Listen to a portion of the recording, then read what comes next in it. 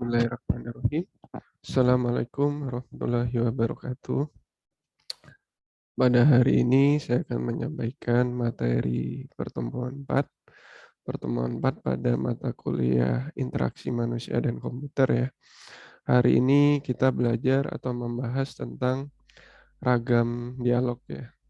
Jadi ragam dialog ini merupakan salah satu komponen atau bagian yang harus kita pelajari pada saat kita mengembangkan atau memikirkan bagaimana antara interaksi manusia dan komputer.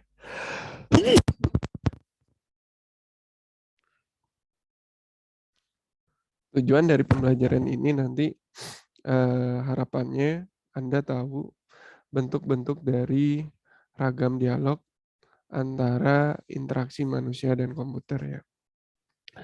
Pertama yang akan kita pelajari di sini adalah pengertian dari ragam dialog. Apa sih sebenarnya ragam dialog itu? Di sini juga bisa diartikan, ragam dialog bisa diartikan sebagai proses pertukaran komunikasi antara satu atau lebih dalam pengambilan kaidah informasi dalam user dan sistem komputer. Jadi, kalau saya garis bawahi di sini, ya, ragam dialog bisa diartikan sebagai proses pertukaran komunikasi. Jadi, antara si pengguna atau user dengan sistem. Ya. Bentuk komunikasi seperti apa? Yang diharapkan nanti adalah, yang ideal itu adalah komunikasi dalam bentuk dua arah. User memberikan aksi, sistem memberikan feedback atau respon ya. Apakah seperti antara manusia dengan manusia? Tidak ya. Jadi sistem di sini hanya memberikan respon atau feedback ya, tetapi tidak berbicara ya, itu sistem. Nah itu ya salah satunya. Secara umum juga disebutkan dialog merupakan adalah proses komunikasi antara dua atau lebih agen. Dalam dialog makna harus dipertimbangkan agar memenuhi kadar semantis dan pragmatis. Sedangkan dalam secara interaksi manusia komputer, dialog merupakan pertukaran instruksi dan informasi yang mengambil tepat antara user dan sistem komputer. Jadi, kalau mengartikan secara bahasa, dialog itu adalah komunikasi dua arah ya. Saya dengan orang lain, misalnya ya. Minimal ada dua lah di sini. Tetapi secara interaksi manusia dan komputer berarti apa? Antara user atau pengguna dengan sistem komputer ya. Kita dengan aplikasi yang kita gunakan. Nah, itu kalau bentuk interaksi manusia dan komputer. Jadi itu ya. Jadi bedakan ya. Jadi kalau kita berbicara ragam dialog hari ini berarti interaksi antara kita user ya di sini pengguna dari komputer atau pengguna dari aplikasi dengan sistem komputer.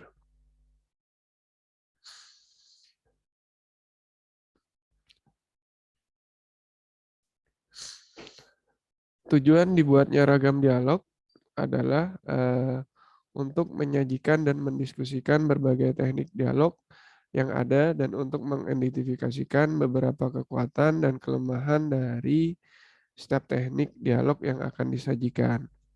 Nah, maaf, ada yang saya terlewati tadi ya. Di pengertian tadi ada semantis dan pragmatis ya. Apa sih perbedaannya? Nah, ini. Jadi kalau saya baca tadi semantis atau semantik itu adalah makna dari kata ya. Jadi itu ya secara bahasa. Tetapi kalau pragmatis itu makna kata yang dihubungkan dengan si penutur katanya atau yang mengeluarkan kata-kata. Nah, itu perbedaan antara semantik dan pragmatik ya. Jadi pembuatan bahasa atau pembuatan kata-kata ketika nanti mengembangkan sebuah sistem itu harus diperhatikan. Terutama ketika adalah bentuk dialog antara sistem dengan user atau dengan pengguna.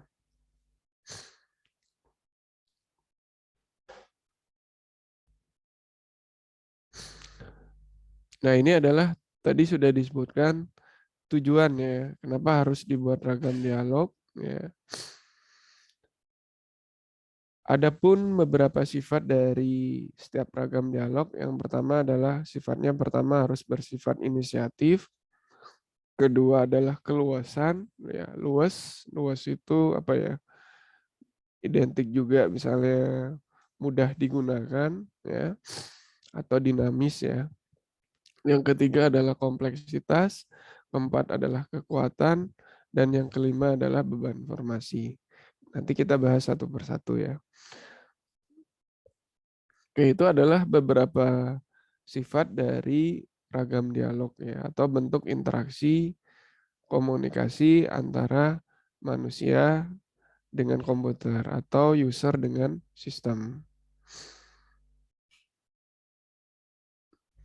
Oke, yang pertama kita bahas dari tadi inisiatif ya. Ragam dialog bersifat inisiatif. Di sini maksudnya apa?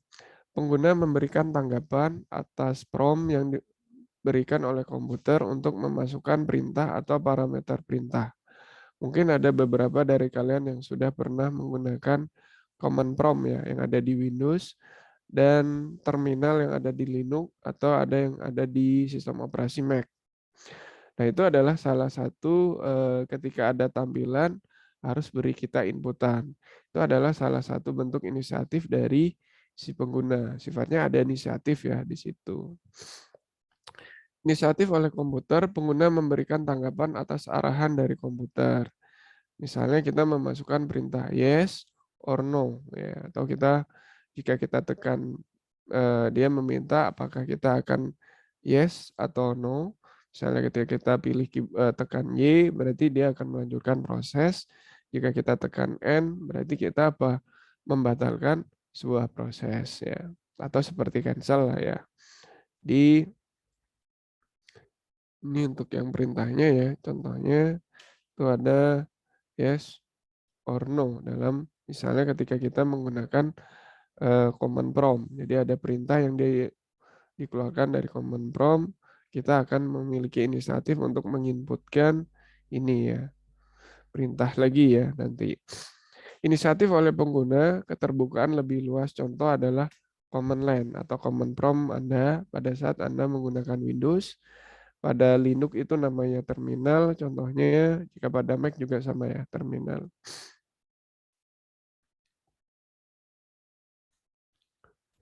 Yang kedua, ragam dialog itu harus bersifat memiliki keluasan. Maksudnya di sini adalah pengguna mempunyai kesempatan melakukan customizing dan memperluas antarmuka dari sebuah sistem untuk memenuhi kebutuhan. Jadi, misalnya dalam membuka sebuah aplikasi atau tampilan, bisa kita kecilin, bisa kita besarin, bisa kita maximize, bisa kita close. Nah, itu salah satu bentuk juga. Jadi, jangan sampai tampilan itu atau ya tampilan ya contohnya mempersulit kita sebagai pengguna ya, kok nggak bisa dibesarin, kok nggak bisa dikecilin. Nah, itu berarti dia tidak bersifat luas tadi ya. Yang ketiga adalah ragam dialog itu harus bersifat kompleksitas. Apa di sini kompleksitas? Kompleksitas di sini pengelompokan dalam menerapkan model yang diinginkan pengguna ke dalam sistem. Dan hal ini dapat diperoleh dengan menggunakan hierarki atau ortogonalitas atau keduanya. Jadi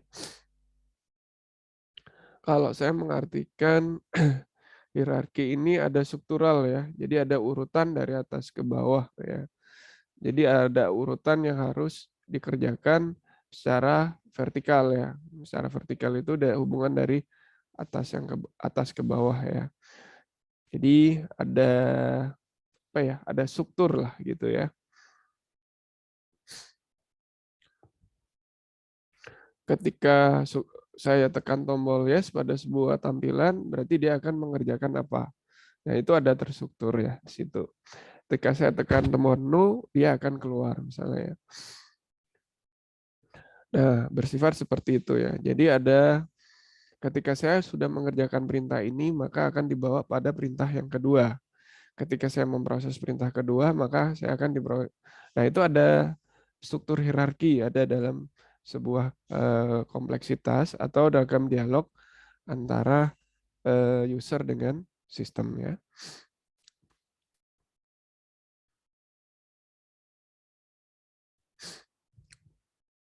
Yang keempat, ragam dialog itu bersifat kekuatan ya. Jumlah kerja dapat dilakukan oleh sistem untuk setiap perintah yang diberikan oleh pengguna. Jadi pengguna itu kan memasukkan perintah nanti. Sesuai yang kita pelajari sebelumnya, jika pengguna itu memberikan perintah lewat apa kemarin? Input device ya atau masukan.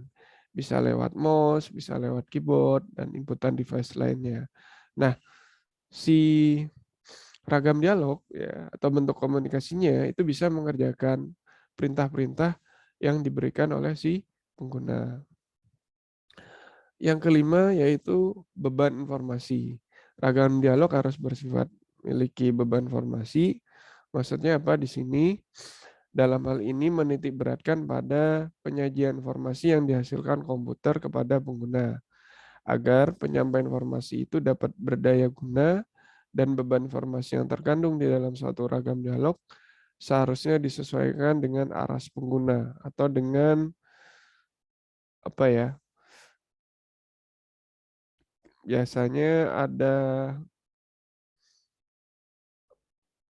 kemauan atau keinginan dari si penggunanya ya.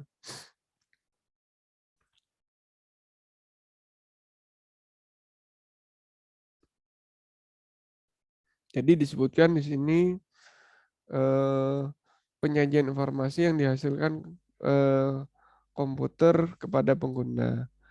Nah, ada beberapa hal terkait yang harus diperhatikan ketika nanti memberikan sebuah feedback kepada pengguna ketika kita mengembangkan sebuah sistem. Carilah bahasa-bahasa atau tuturan bahasa yang memang mudah dipahami kiranya nanti oleh si pengguna ya.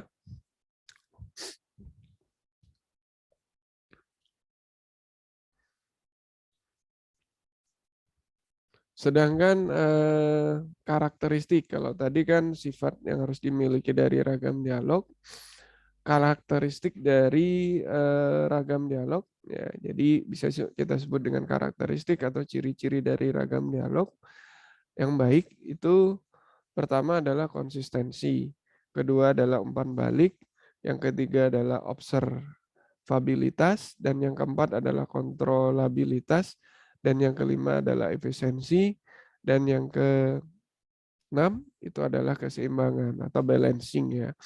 Efisiensi berarti terkait dengan penggunaannya ya. Jadi harus menghemat waktu, mengirit waktu, atau lebih cepat pengerjaannya ya.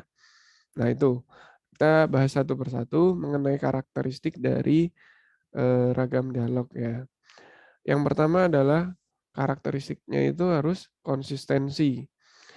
Maksudnya di sini adalah sistem yang konsisten akan mendorong pengembangan mentalitas dengan memberikan petunjuk kepada pengguna untuk mengekstrapolasi pengetahuan yang ia miliki untuk memahami perintah yang baru lengkap dengan pilihan yang ada.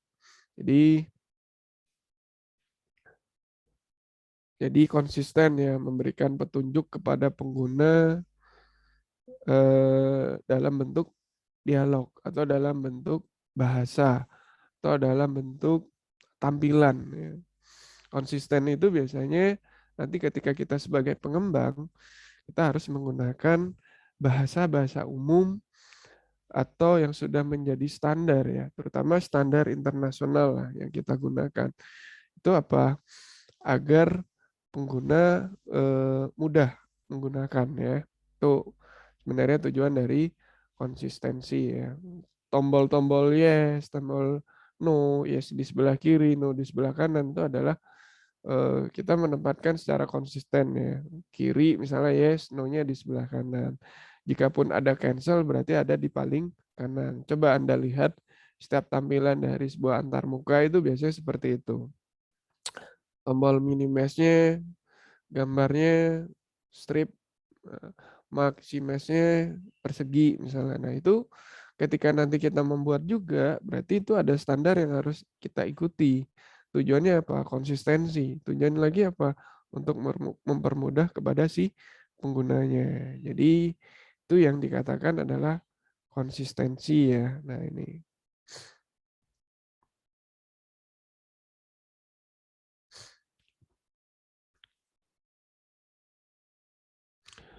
Selanjutnya, ragam dialog itu memiliki karakteristik umpan balik atau memiliki feedback ya di sini. Ya, umpan balik itu tidak harus berbicara ya dari sistem, tapi dia memberikan respon atau memberikan reaksi terhadap inputan dari si user. Misal ya, mungkin Anda pernah memasukkan username atau password yang salah. Tiba-tiba Anda tekan tombol login. Nah, apa yang terjadi? Maka sistem akan memberikan apa? Umpan balik. Misalnya dalam bentuk kata-kata atau tampilan. Maaf, username atau password Anda salah. Silakan ulangi sekali lagi. Nah, itu ada umpan balik. Contoh dari umpan balik dari sistem. Itu penting.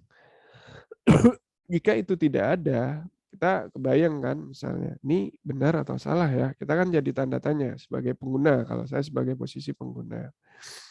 Atau bentuk-bentuk lainnya ya, ketika login kita sukses, tidak ada kata-kata yang muncul. Misalnya, selamat Anda sudah terdaftar sebagai anggota dari web ini misalnya. Selamat Anda sudah memiliki email ini misalnya. Nah, itu penting sebenarnya. Ada umpan balik dari sistem yang diberikan kepada si pengguna. Nah, itu ragam dialog juga harus memiliki karakter seperti itu ya. Ada umpan balik atau yang kita namakan feedback ya.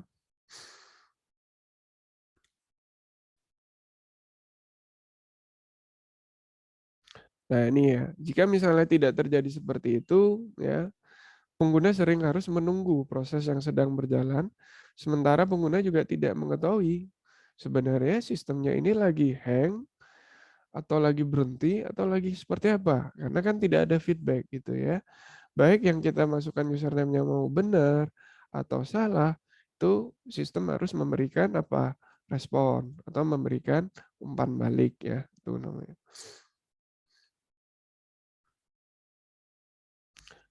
Terus karakteristik dari ragam dialog itu adalah observabilitas. Maksudnya di sini adalah sistem dikatakan mempunyai observabilitas apabila sistem itu berfungsi secara benar dan nampak sederhana bagi pengguna. Meskipun sesungguhnya pengolahannya internalnya sangat rumit.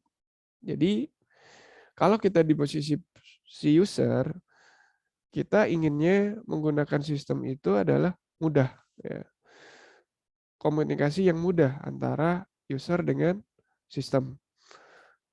Tapi di balik itu sebenarnya yang yang dikerjakan oleh pengembang itu bukan sekedar tekan button aja ya. Sebenarnya ada proses yang rumit.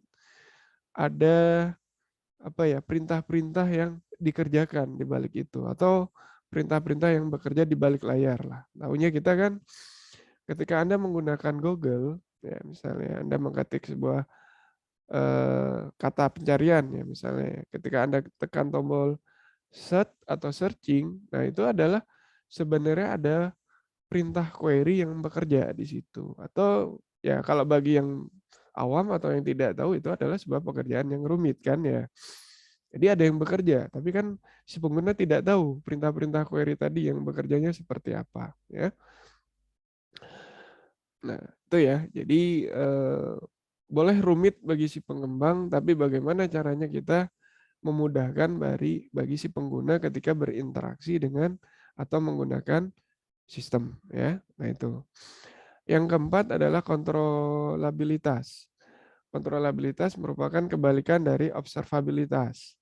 Dan hal ini berimplikasi bahwa sistem selalu berada di bawah kontrol pengguna. Agar hal ini tidak tercapai, antarmukanya harus mempunyai sarana yang memungkinkan pengguna untuk dapat melakukan kendali. Jadi itu ya, sistem komputer atau aplikasi itu harus selalu di bawah kontrol pengguna. Bisa di maximize, bisa di minimize, bisa di close, ya. Atau misalnya saya ingin membuka file baru di tempat itu, nah itu. Ya, jangan sampai nanti ketika kita bisa mengembangkan sebuah aplikasi atau tampilan atau ragam dialog tadi ya, hanya bisa di minimize. Gimana ya dibesarinnya misalnya? Tidak ada kontrolnya di situ atau tidak ada eh, fasilitas untuk itu misalnya. Itu mempengaruhi penggunaan terhadap si pengguna ya, menjadi lebih sulit gitu ya, bukan memudahkan dari si user. Jadi kurang adanya kontrolabilitas di situ ya.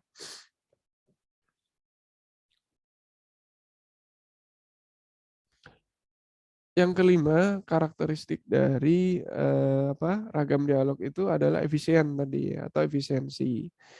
Dalam sistem komputer yang melibatkan unjuk kerja manusia dan komputer secara bersama-sama adalah throughput ya, yang diperoleh dari kerjasama antara manusia dan komputer. Sehingga meskipun efisiensi dalam aspek rekayasa perangkat lunak, sistem menjadi sangat penting jika mereka berpengaruh pada waktu tanggap atau laju penampilan sistem. Ya. Seringkali perancang lebih memilih untuk memanfaatkan hasil teknologi baru untuk meminimalkan ongkos pengembangan sistem. Sebaliknya, tidak dapat dipungkiri bahwa biaya personal dari waktu ke waktu semakin meningkat. Jadi, ini memang dilemanya ya. Ketika sebuah organisasi atau sebuah perusahaan itu memutuskan untuk menggunakan teknologi baru, nah itu memang memangkas atau mengefisiensikan atau memudahkan bagi si pengguna. Tapi ketika kita akan mengimplementasikan hal yang baru tadi, ada biaya yang muncul atau biaya yang tidak murah ya. Kita harus misalnya seperti ini. Dalam sebuah perusahaan misalnya awalnya dia memiliki aplikasi atau program yang berbasis web, hanya bisa dibuka dari browser. Sedangkan perkembangan untuk saat ini, aplikasi itu bukan hanya dibuka dari browser, bisa lewat dari mobile atau dari smartphone kita. Nah, ya bedanya apa di sini? Jelas, ya ada perubahan teknologi yang awalnya berbasis web, sekarang berbasis mobile. Lebih mudah digunakan? Ya, lebih mudah digunakan oleh si pengguna.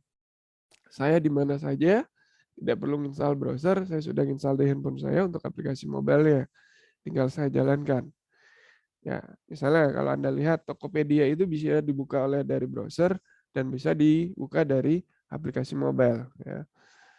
Tentu ketika beralih dari web ke mobile itu ada tadi ya, ada perubahan teknologi. Ya, tentunya teknologi yang baru itu adalah yang berbasis mobile.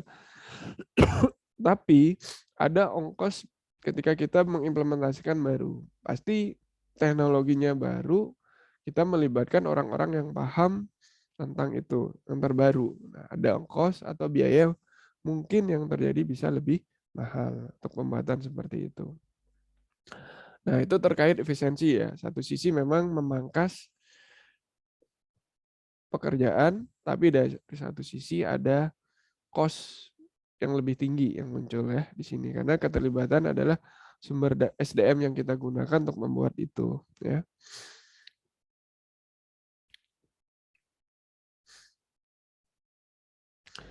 Terus ragam dialog itu memiliki karakteristik keseimbangan ya. Strategi yang diambil dalam perancangan sembarang sistem manusia komputer haruslah dapat membagi-bagi pekerjaan antara manusia dan komputer seoptimal mungkin. Nah, tapi kenyataan kalau saya lihat memang pengguna itu sebagaimana mungkin memang dimudahkan ya. Yang lebih banyak bekerja itu misalnya nanti adalah komputer yang memproses data. Kita memasukkan inputan, diproses oleh komputer, komputer atau sistem akan memberikan solusi atau output. Nah, jadi ada keseimbangan pekerjaan lah di situ. Tentunya dengan pembuatan sistem memang tujuan kita adalah memudahkan dari si pengguna, memudahkan dari si user ya.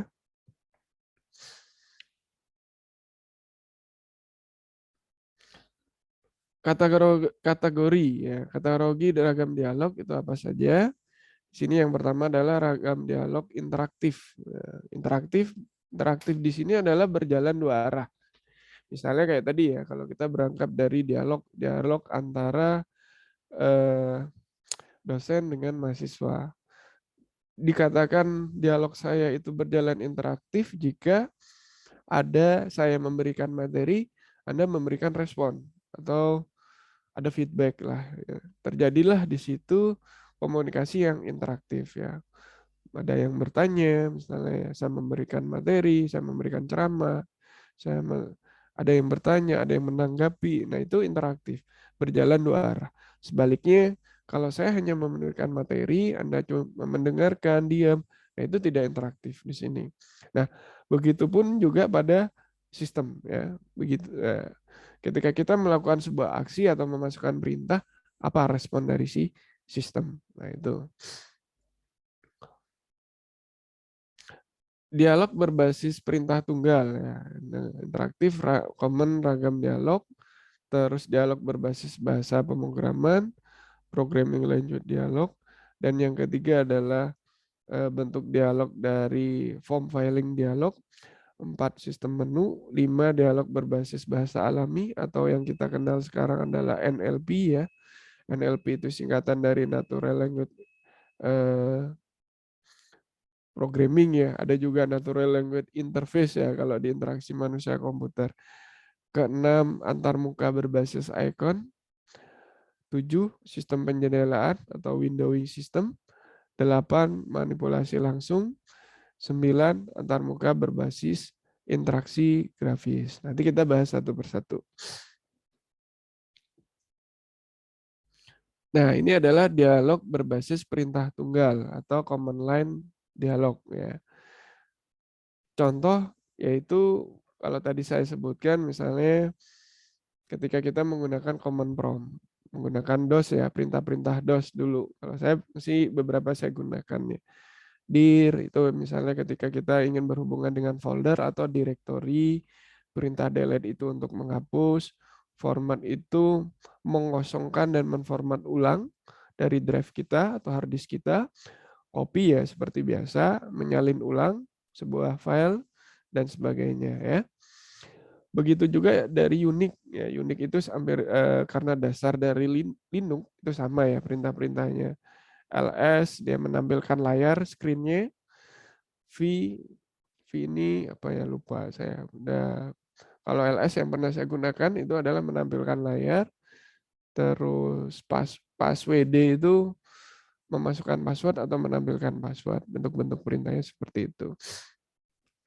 Nah, itu jadi ada perintah yang kita masukkan, ada perintah yang kita ketikkan di situ ya. Nah, itu ya. Memang dialognya dirancang seperti itu, bukan hanya sekedar klik kanan, klik kiri misalnya, bukan. Kalau pada command prompt kita harus masukkan perintah.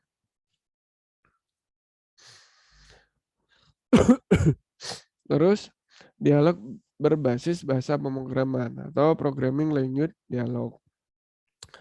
Dialog yang dikemas sejumlah perintah ke dalam suatu bentuk berkas file berupa batch file ya.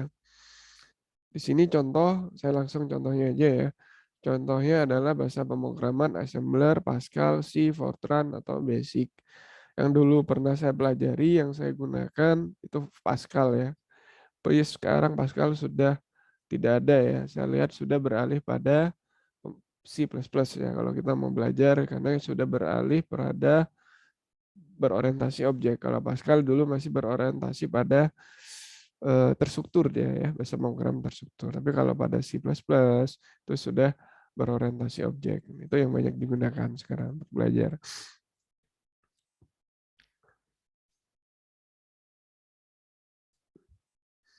Terus yang ketiga, dialog berbasis pengisian. Jadi ada form, ada formulir yang harus kita isi dalam bentuk tampilan. Ya, mungkin Anda pernah meregistrasi Anda untuk membuat email ya. Misalnya saya contohkan seperti ini. Nah ini contoh tampilan misalnya inputan data siswa. Ini adalah contoh dialog berbasis pengisian. Jadi perlu kita isi. Pemilihan ragam dialognya juga perlu kita ada caranya ya. Misalnya yang sifatnya itu adalah isian, kita menggunakan text box. Tapi kalau seperti tanggal lahir, kan tanggal, bulan, tahun itu sudah pasti. Berarti bisa kita pilih. Komponennya kalau dalam sebuah form, itu kita bisa menggunakan date, ya, date time lah. Bentuk-bentuk lainnya yang sudah pasti, isian datanya tidak perlu diinput. Contoh kayak pangkat, jenis kelamin, itu kan sudah pasti. Jenis kelamin, misalnya laki-laki dan perempuan. Jadi menghindari si user untuk menginput hal-hal yang sudah pasti seperti itu. Tujuannya apa? Untuk mempercepat dia mengisi. Atau yang kedua adalah konsistensi data nanti. Kalau mereka menginput, pasti nanti akan yang menjawab kan, ada yang menjawab pria, ada yang menjawab laki-laki, ya tuh.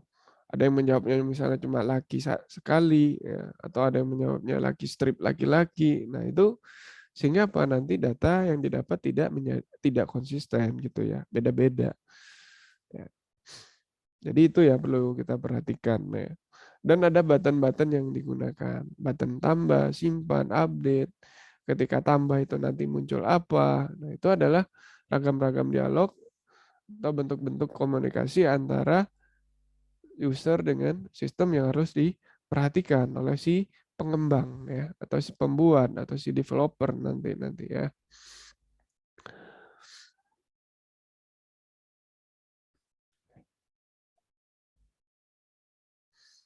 Terus ada yang berbentuk sistem menu. Nah, ada dua ya di sini. Sistem menu datar, ya, nih, dan ada sistem menu tarik atau pull down ya. Apa bedanya? Nah, kita coba lihat contohnya di sini langsung aja contohnya.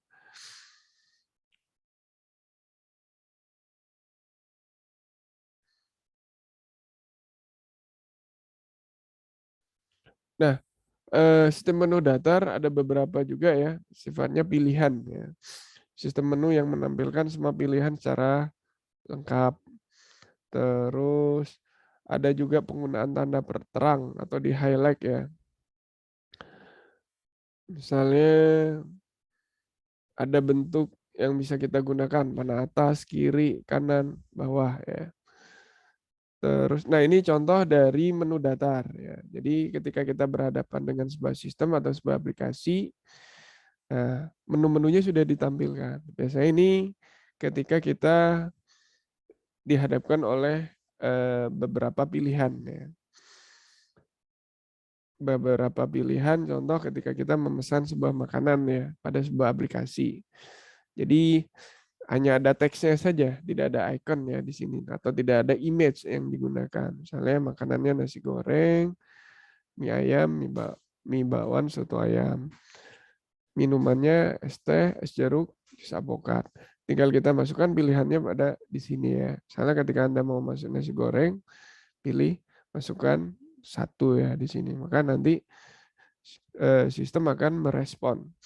Nah, perlu dipikirkan juga kalau bentuk menu datar seperti ini, ketika si pengguna memasukkan perintah di luar menu yang disediakan, apa harus ada respon yang diberikan oleh si sistem ya. Misalnya saya salah nih, ketik angka 5. Padahal angka 5 kan nggak ada ya di sini. Terakhir itu 4, menunya soto ayam. Kalau 5 yang muncul apa seharusnya? Nah, sistem harus apa meresponnya. Maaf, pilihan Anda tidak ada, misalnya ya. Itu. Silakan cari pilihan yang sudah ada. Misalnya kita membuat kata-kata seperti itu ya. Nah, ini untuk yang menu datar. Ya. Terus ini menu datar tapi sifatnya memilih. Ini menu datar juga ketika kita taruh kursor di atasnya, dia meng-highlight ya, terang. Contoh yang suka main game nih, biasanya dia kita bisa pilih ya menu-menunya ya. Jadi ditampilkan di awal menu datarnya seperti apa. Ya, misalnya ketika saya mau klik multiplayer, maka dia berubah warnanya, biasanya menjadi biru atau orange. Pokoknya warnanya itu beda dengan pilihan yang lain. Nah, itu yang bersifat eh, highlight marker ya istilahnya. Terus sistem menu tarik atau menu pull down. Nah, ini biasanya ada di desktop. Ya. Atau ketika kita menggunakan aplikasi bisa klik kiri atau klik kanan. Klik kanan biasanya yang muncul ya. Ketika klik kanan ada menu muncul yang seperti itu ya.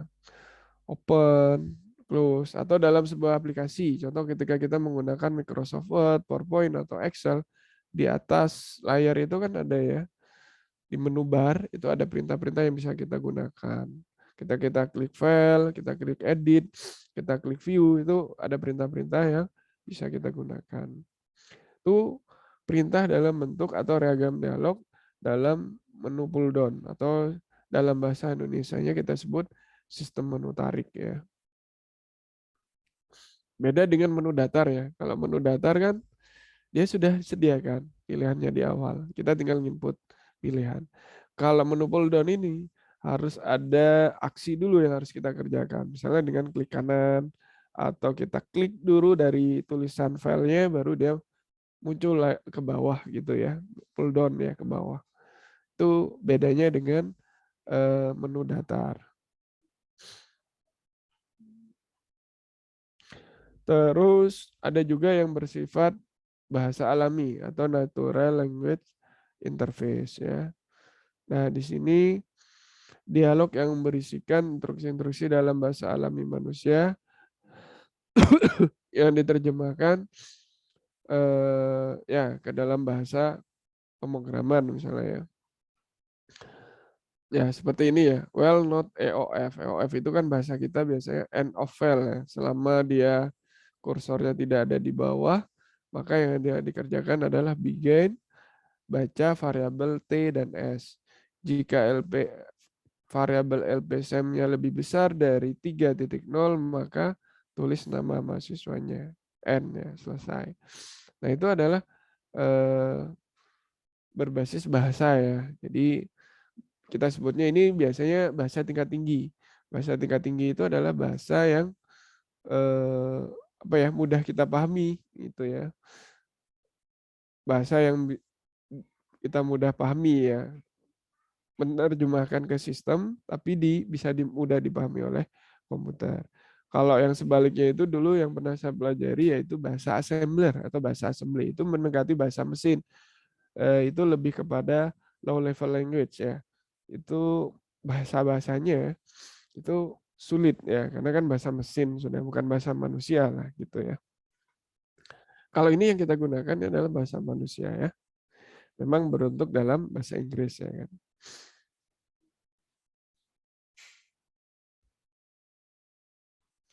Antarmuka berbasis icon ya. Nah, kita bisa menggunakan icon-icon yang ada di menu bar. Mau nyimpen ya, misalnya kita tekan tombol disket ya. Mau new berarti lembar baru yang putih ini new ya. Bisa paste ya di sini. Copy paste ya, copy paste-nya ini ikonnya ya. Ini umum sudah standar. Ketika nanti kita menggunakan aplikasi lagi, membuat aplikasi, icon-icon yang digunakan tuh bisa mengikuti standar ini ya. Menyimpan ya tombol disket lagi ikonnya ya. Jangan sampai icon disket itu digunakan untuk close misalnya ya. Nah, itu menjadi apa? Tidak konsisten ya. Sehingga apa? Bisa menyebabkan pengguna sulit atau tidak user friendly ya pada sistem yang dibuat gitu.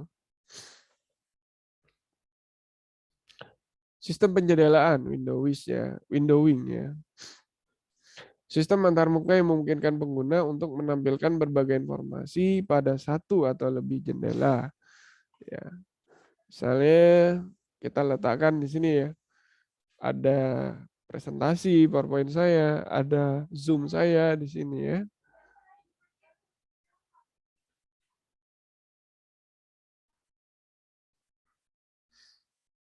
Penampilan lebih banyak informasi dengan Windows, akses lebih banyak sumber informasi, kombinasi berbagai sumber informasi, kendali bebas atas sejumlah program, common contact, penyajian jamak atau multiple view, reminder atau pengingat. Jadi kita bisa menampilkan dalam satu layar itu ada beberapa tampilan ya. Saya bisa buka Word, saya buka Excel di sebelah saya ya.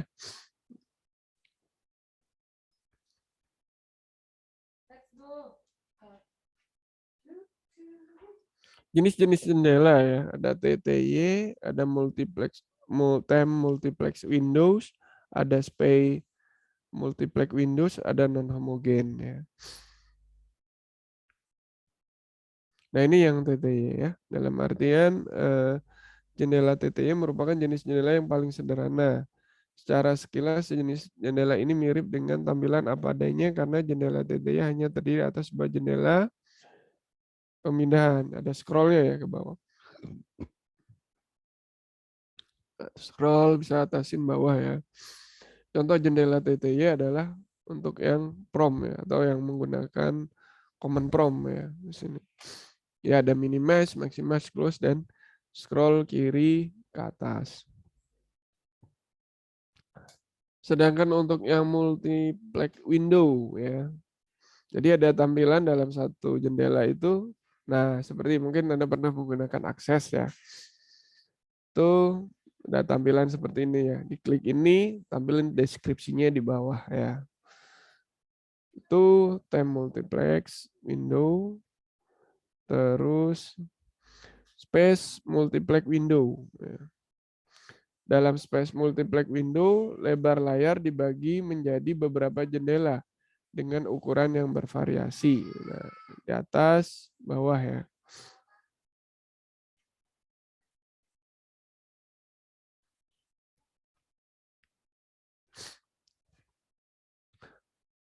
Pada perangkat lunak Bravo ya. Pada perangkat kata word ya. Nah, jadi bisa kita taruh atas dan bawah ya. Bisa seperti itu ya. Jadi satu layar bisa dua aplikasi yang ditampilkan. Terus non homogen ya. Jendela non homogen adalah jenis jendela yang tidak dapat dikelompokkan pada jenis jendela di atas. Dua dari beberapa jenis jendela homogen adalah icon dan zooming window. Ya. Jadi pada zooming window, pengguna dapat melihat bagian tertentu dari objek yang diamati secara lebih terinci. Karena jendela ini dapat diperbesar maupun diperkecil. Hasilnya langsung ya muncul ya. Mau dibuat berapa persen tampilannya, mau dikecilin, mau diperbesar ya. Manipulasi langsung ya. Misalnya pengertian adalah penyajian langsung aktivitas kepada pengguna sehingga aktivitas akan dikerjakan oleh komputer ketika pengguna memberikan instruksi langsung yang ada pada layar. Kontrol ya pada penerapan kontrol proses, editor teks, simulator, kontrol lalu lintas penerbangan. Jadi langsung kita tekan tombolnya ada respon ya di situ. Perancangan bentuk model atau computer aided design. Editor teks ya berarti kita bisa menggunakan editor-editor. Jadi di sini dikatakan dikerjakan oleh komputer ketika pengguna memberikan instruksi. Ya. Kita tinggal tombol lanjut proses. Ya. Contoh kayak ATM, mungkin masuk menggunakan ATM Anda kan ya. Passwordnya salah atau benar? Benar, tekan tombol benar. Lanjut dia kemana? Cek misalnya saldo ya. Nah, itu adalah salah satu juta manipulasi langsung. Antarmuka berbasis interaksi atau grafis, jadi ada tampilannya ya di sini. Dialog berbentuk pesan atau informasi pada suatu gambar atau link yang tampil ketika pengguna melakukan suatu aktivitas. Jelas ya, seperti ini kan di browser ada file, ada edit, nah itu. Terus ada grafisnya kayak gini, ada tampilannya ya. Ada teks yang bisa kita klik, maka dia akan menuju kemana ya. Oke, itu materi Anda pada hari ini. Nanti jika ada pertanyaan kita bisa diskusi di grup ya. Itu yang bisa saya sampaikan tentang ragam dialog. Mudah-mudahan bisa menambah pengetahuan dan wawasan Anda. sekian materi yang saya sampaikan. Saya tutup. Assalamualaikum warahmatullahi wabarakatuh.